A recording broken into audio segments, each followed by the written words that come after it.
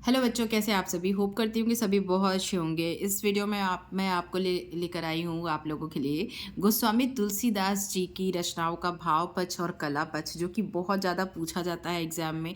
और मैं आपको बता दूँ कि मैं इसमें जितने भी आंसर दिए हैं सब पॉइंट वाइज दिए, मतलब इनका जो भाव पक्ष में हम पॉइंट वाइज लिखेंगे, ऑब्वियसली नंबर ज़्यादा मिलते हैं, ये आप सभी को पता है। तो हम देखेंगे इसमें कितने पॉइंट्स, इसमें मतलब कुछ भाव पक्ष में 4-5 पॉइंट देखेंगे और कला पक्ष में भी। तो ये मैं आपको बहुत मतलब इसमें आप सिर्फ पॉइंट पॉइंट भी लिख देंगे ना तो आपको मार्क्स मिल जाएंगे। तो अगर आता है आपके एग्जाम में तो आप बिल्कुल भी घबराइएगा नहीं। चलिए हम देख लेते हैं इसका भाव पक्ष और कला पक्ष। सबसे पहला पॉइंट क्या है, रामचरित्र की प्रधानता। और एक बात और आपको मैं बता दूं कि अगर तुलसीदास जी का आता है आपको भावपक्ष और कलापक्ष सिर्फ लिखने के लिए, तो यहाँ पे मैं आपको पर्टिकुलर वही बता रही हूँ, बट उनका एक छोटा सा परिचय आप 2-3 लाइन का मतलब स्टार्टिंग में लिख दीजिएगा, क्योंकि उससे जो चेकर है ना, मतलब आपका जो कॉपी चेक करने वाला होगा उसके ऊपर थोड़ा अच्छा इफेक्ट पड़ता है। और मार्क्स जहाँ पे आपको कुछ नहीं आता होगा वहाँ पर कुछ ना कुछ तो नंबर मिलना ही मिलना है। तो इस तरीके से नंबर खींचा जाता है। तो ये आप लिख लिए गोस्वामी तुलसीदास जी का छोटा सा परिचय 4-5 लाइन का। उसके बाद हम भावपक्ष करके हेडिंग डालेंगे उनका रामचरित्र की प्रधानता। आप सभी को पता है कि तुलसीदास जी ने कि क्या मतलब राम जी के बारे में ही लिखा है। तो आप ये अपने मन से भी लिख सकते हैं कि राम जी मतलब राम चरित्र की प्रधानता, या फिर कुछ भी उनकी मतलब जो उनकी कविताएं थी, जो भी उनकी कृतियां थी, रचनाएं थी, उनमें राम पक्ष मतलब राम भगवान के बारे में ज़्यादा वर्णन मिलता है। तो ये अपने मन से आपको लिखना है, ठीक है। बाकी मैं ये बता दे रही हूँ, लेकिन अगर आपको कुछ नहीं आएगा, याद नहीं आएगा, तो आप ये लिख सकते हैं। तो रामचरित्र की प्रधानता, तुलसी के प्रायः संपूर्ण काव्य में रामचरित्र की प्रधानता है। पार्वती मंगल, कृष्ण गीतावली और हनुमान बाहुक को छोड़कर हम कह सकते हैं कि संपूर्ण काव्य राममय है। राम सौ खरो है कौन, मोसो कौन खोटो, कहकर राम की श्रेष्ठता को स्वीकार किया है। राम उनके जीवन के आधार हैं। उन्होंने राम के गुणगान करने वाले साहित्य को सार्थक माना है। मतलब पूरा उनके काव्यों में, उनकी रचनाओं में राम जी के बारे में ही देखने को मिलता है। तो ये आप अपने मन से भी लिख सकते हैं। नेक्स्ट, भक्ति भावना। भक्ति, उनका जो राम जी के प्रति जो उनकी भक्ति थी उसको भी दिखाया गया है, मतलब वो भी दिखता है उनकी रचनाओं में। तुलसी राम भक्ति शाखा के प्रमुख कवि थे। धार्मिक दृष्टि से उदार होने का परिचय उन्होंने शिव, दुर्गा, गणेश आदि सभी देवी देवताओं की स्तुति करके दिया है। तुलसी की भक्ति दास्य भक्ति है, इसलिए वे राम बोला नाम है गुलाम राम साही को के रूप में अपना परिचय देते हैं, मतलब अपने आप को उनका गुलाम कहते हैं। उन्होंने रामचरितमानस में नवधा भक्ति का वर्णन किया है। प्रेमा भक्ति पर अधिक बल देने वाले तुलसी ने लिखा है, एक भरोसा एक बल, एक आस विश्वास, एक राम घनश्याम हित, चातक तुलसीदास। इस तरीके से उन्होंने अपनी भक्ति जो है, भक्ति भावना जो है वो दिखाई है, ठीक है।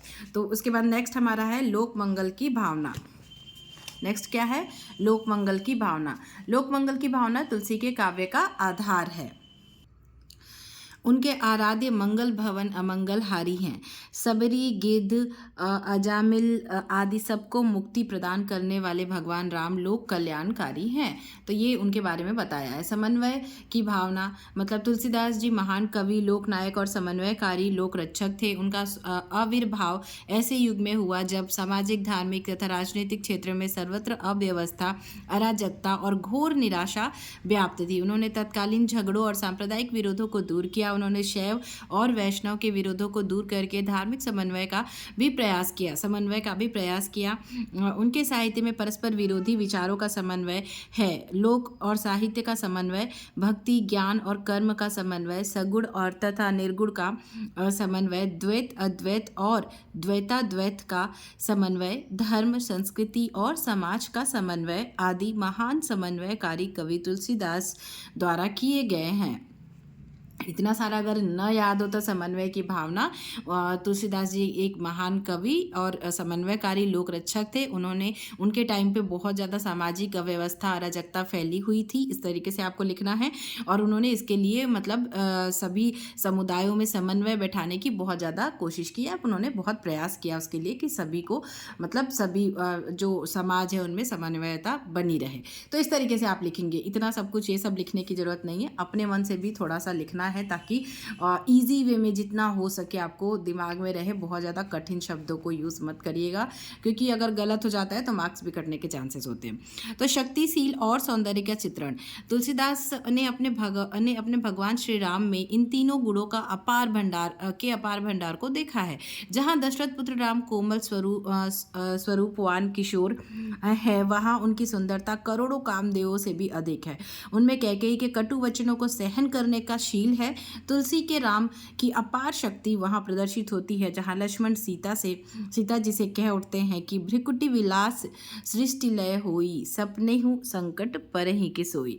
तो नहीं लिखना है तो आप ये भी मत लिखिए, थोड़ा बहुत आप लिख सकते हैं कि उनके अंदर शक्ति, अपार शक्ति थी, मतलब उनके अंदर बहुत ज़्यादा सहनशीलता है और वो सौंदर्य के मालिक है। मतलब इस तरीके से आप अपने मन से लिखिए। इनमें बहुत थोड़े जो शब्द हैं, अगर आपको नहीं बनता है तो, और अगर आपको बनता है तो आप बेझिझक इसको पढ़िए, याद करिए और जाके लिखिए। देन फिर हमारा रस योजना। तुलसीदास का काव्य शांत रस प्रधान है। कौन सा रस? शांत रस। तो ये इंपॉर्टेंट है, ये आपको 1 नंबर में भी पूछा जा सकता है। इनमें श्रृंगार के दोनों पक्षों का पारिपाक हुआ है। जहाँ सीता जी पुष्प वाटिका में रामचंद्र के प्रथम दर्शन करती हैं, वहाँ संयोग श्रृंगार का मनोहारी चित्रण है। सीताहरण के पश्चात वियोग श्रृंगार का पारिपाक हुआ है। राम वन गमन के समय करुण रस की आस्वादकता से किसका हृदय करुण क्रदन नहीं करता है। लक्ष्मण परशुराम संवाद में रौद्र और वीर रस का संचरण होता है।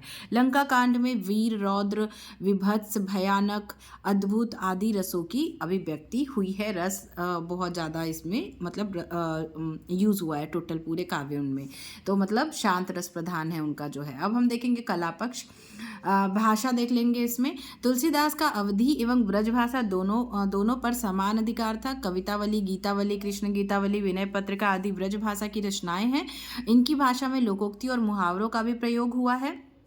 भाषा की प्रांजलता ने काव्य में 4 चांद लगा दिए हैं। कला पक्ष में क्या हम लिखेंगे? भाषा, शैली, अलंकार, छंद, ये सारी चीज़ों का यूज़ हुआ है उनकी रचनाओं में, तो ये आपको मेंशन करना है।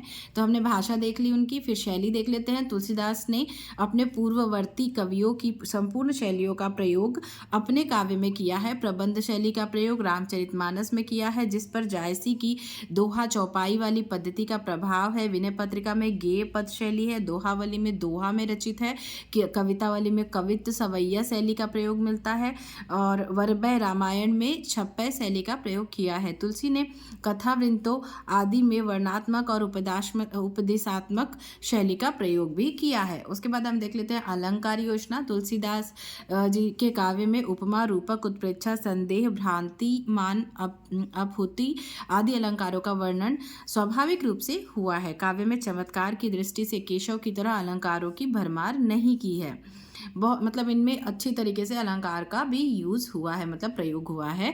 अब इसमें छंद योजना देख लेते हैं। तुलसीदास जी ने सामान्य रूप से प्रचलित तत्कालीन सभी छंदों का प्रयोग अपने काव्य में किया है। दोहा, चौपाई, सोरठा, कवित्व, सवैया, छप्पय पद आदि इनके प्रिय छंद रहे हैं। संस्कृत के श्लोकों का भी यत्र तत्र प्रयोग किया गया है। पर्टिकुलर याद मत कीजिएगा, आपको जो जो याद आए आप उस टाइम लिख दीजिएगा, क्योंकि मुझे पता है कि इसमें आपको मार्क्स मिल जाएंगे।